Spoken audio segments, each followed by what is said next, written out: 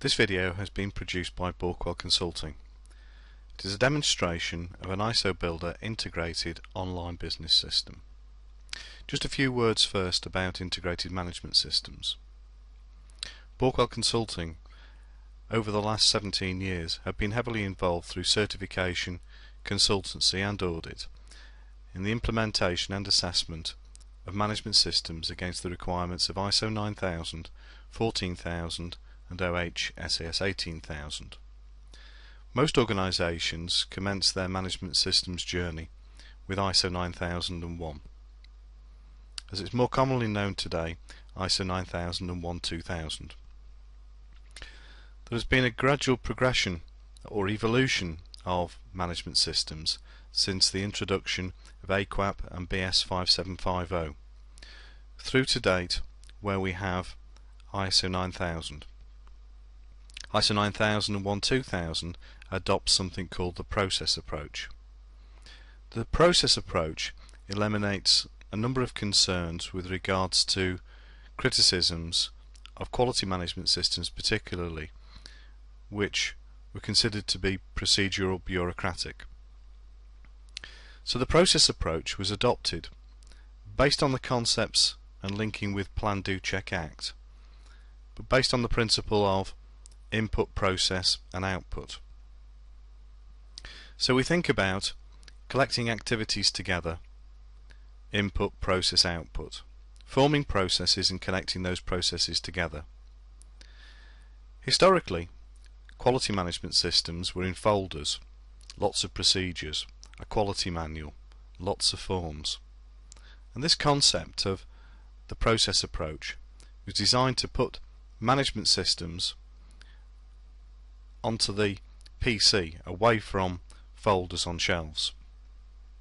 So we try and think of a concept of a series of process maps which, connected together, form a business model, a model that reflects an organisation's product or service realisation, turning what that organisation does on a daily basis into a system.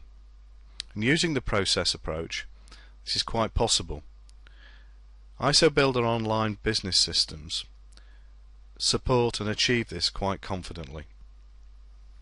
This system approach has been now implemented into a number of organisations over the last 7 years and has been assessed by at least 5 certification bodies.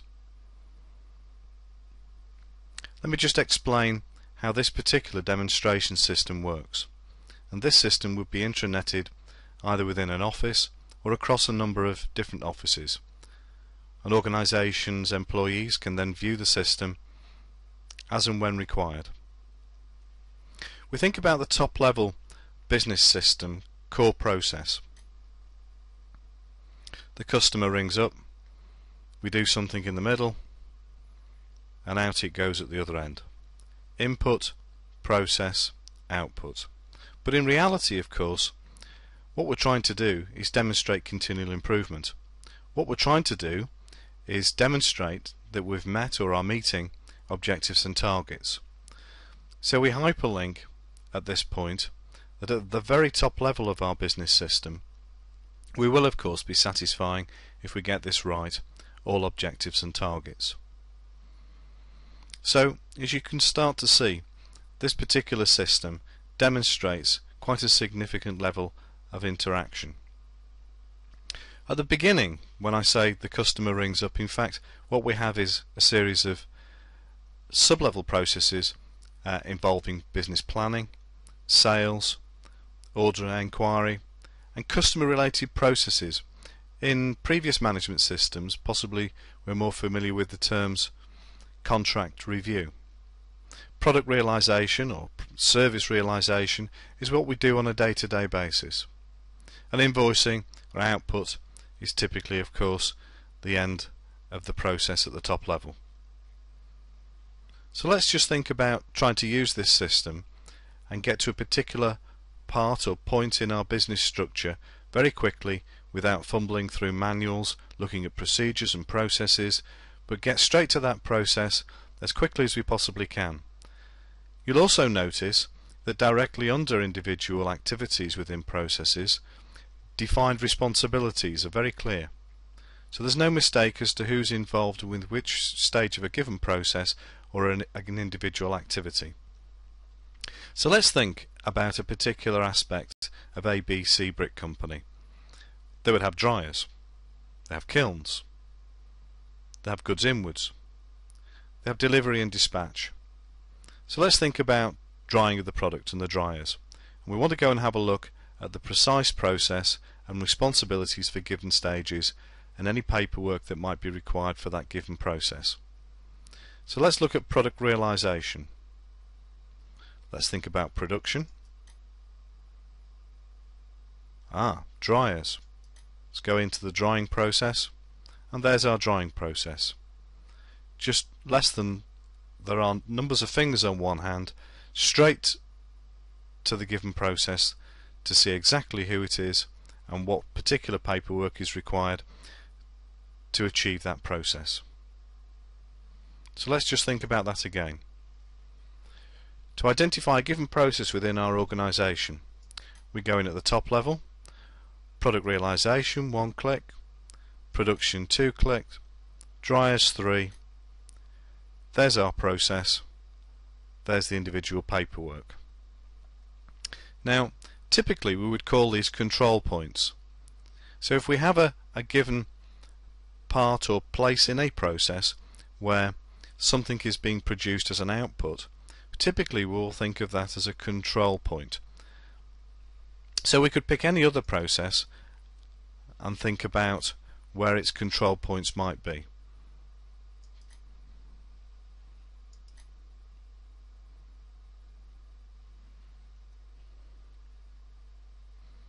In this particular case there are no outputs from the system, but nevertheless we can flag exactly which objectives and targets would be satisfied if we achieve that process.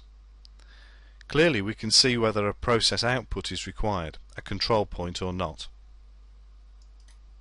So there's two examples of there where in one case for the dryers there's an output required and another process where no outputs are required, but very clear, very precise, and demonstrates clear compliance with the requirements of the management system.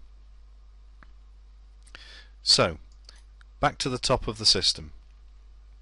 Of course what we're thinking of here is this is at the very top of the point of a cone which encompasses a series of process maps, not forgetting the subtle difference between process maps, process flows and flowcharts. Process flows are of course a combination of process maps and flowcharts. Flowcharts typically travel down the page and have a series of symbols and actions as you progress through the process.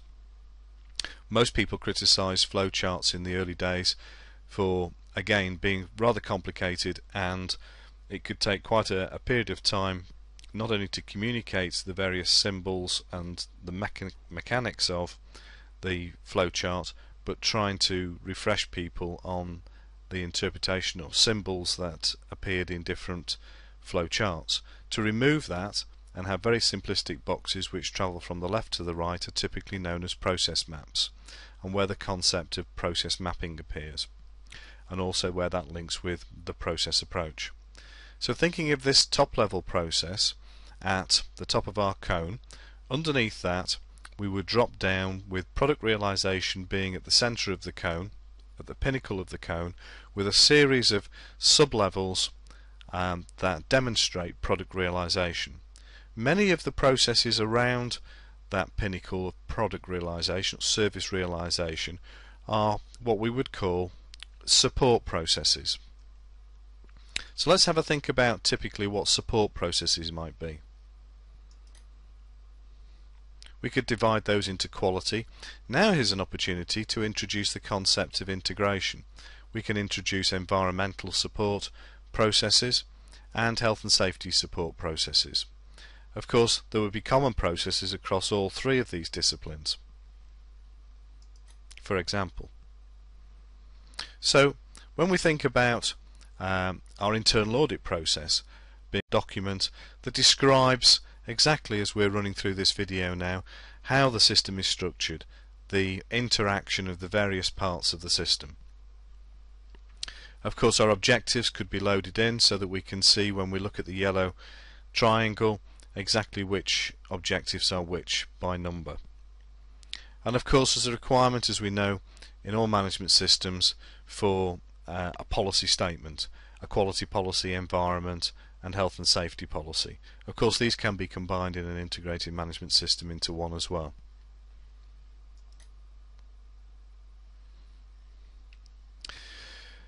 So, our management systems are based on continual improvement. So it's important that we have a set area for the identification and logging of system outputs. Initiatives in this case are essentially our preventive action process, the preventive action identification at the front end. The preventive action analysis that you see here is quite simply the analysis of the output of initiatives, process and improvement. Of course, it's important that we have audit results, objectives and targets output, complaints analysis, corrective, and also we've placed in here a contacts list to try and encourage users to visit the system and use the system. The system typically would be accessed through an icon on a user's desktop and can only of course be edited by the administrators of the system. What we've tried to do here is to give an overview of an integrated management system that is using the process approach from ISO 9001-2000 as the platform and adopting process maps and the concept of input, process and output as the methodology for achieving that, and then overlaying the requirements of, in this particular case, ISO 14000 and OH SAS 18000 into an integrated management system. If you have any further questions about this particular demonstration, please feel free to contact us. Thank you.